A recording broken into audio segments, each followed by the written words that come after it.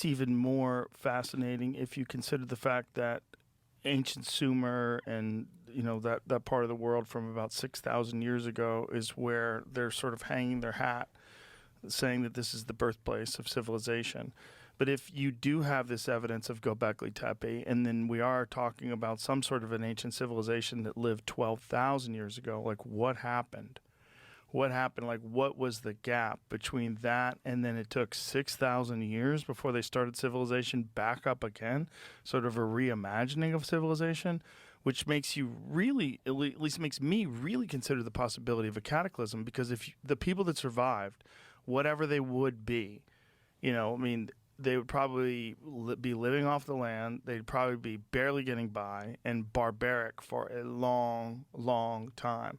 And if it really took 6,000 years to kind of like settle down again, that is fascinating to me.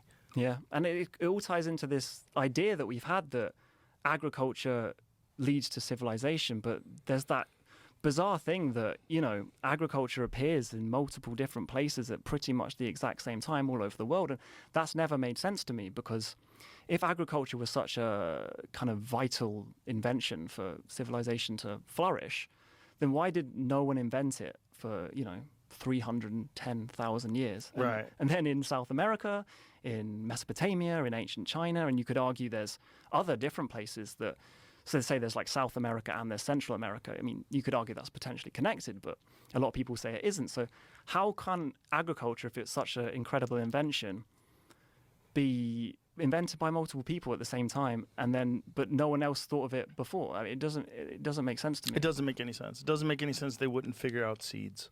Yeah. Like how do you not know eventually that these seeds are dropping, and then you see seedlings that are coming out of the ground?